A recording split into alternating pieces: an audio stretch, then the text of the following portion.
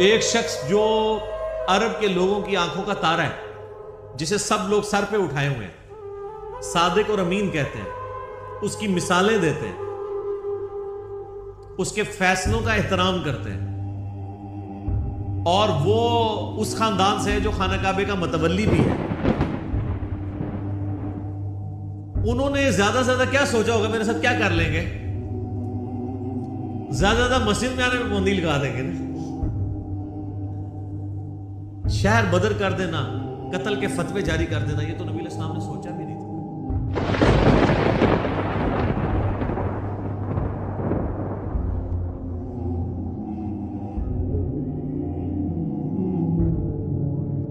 یہ جو سورۃ المدثر کی شروع کی آیات ہیں، یہ نبی صلی اللہ علیہ وآلہ وسلم پہ جو شروع کی وحی نازل ہوئی ہیں ان میں سے ایک ہے.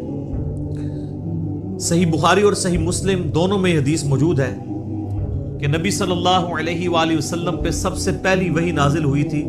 اقرأ بسم ربک الذی خلق خلق الانسان من علق، سورۃ العلق کی ابتدائی 5 آیات. پھر اس کے بعد صحیح بخاری اور مسلم میں آتا ہے کہ نبی علیہ السلام پہ جو وحی کا سلسلہ تھا، اس میں فترت کا پیریڈ آ گیا، ایسا پیریڈ جس میں آپ صلی اللہ علیہ وآلہ وسلم پہ کوئی وحی نازل نہیں ہوئی، اور اس کی وجہ سے آپ صلی اللہ علیہ وآلہ وسلم بڑے غم زدہ بھی تھے. آپ تو چاہتے تھے جلدی جلدی قرآن نازل ہو، اور اسی دوران کافروں نے طرح طرح کی باتیں بھی کرنا شروع کر دی. تو فترت کے پیریڈ کے بعد جو پہلی وحی نازل ہوئی ہے وہ سورۃ المدثر کی ابتدائی آیات ہے. لہٰذا آپ صلی اللہ علیہ وآلہ وسلم پہ جو شروع کی وحی نازل ہوئی ہیں ان میں سے یہ بھی چند آیات ہیں. بخاری اور مسلم میں اس کی ڈیٹیل آتی ہے کہ آپ صلی اللہ علیہ وآلہ وسلم فرماتے ہیں کہ جو غار حرا میں مجھ سے ایک فرشتے کی ملاقات ہوئی، جو پوری ڈیٹیل بخاری مسلم میں آئی ہے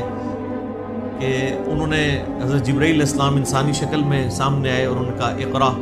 پڑھیے، تو آپ صلی اللہ علیہ وآلہ وسلم نے کہا کہ میں پڑھا ہوا نہیں ہوں. 3 دفعہ یہ عمل رپیٹ ہوا، اور پھر جبرائیل نے آپ صلی اللہ علیہ وآلہ وسلم کو اپنے ساتھ سینے کے ساتھ لگایا اور پھر پڑھایا، تو آپ صلی اللہ علیہ وآلہ وسلم نے یہ آیات پڑھی. بخاری اور مسلم میں یہ حدیث ملتی ہے کہ آپ علیہ السلام فرماتے ہیں کہ غار حرا میں جو مجھ پہ فرشتہ نازل ہوا تھا، پھر کچھ عرصہ کے لیے وہ مجھ پر نازل نہیں ہوا، اللہ کی آیات لے کر نہیں آیا.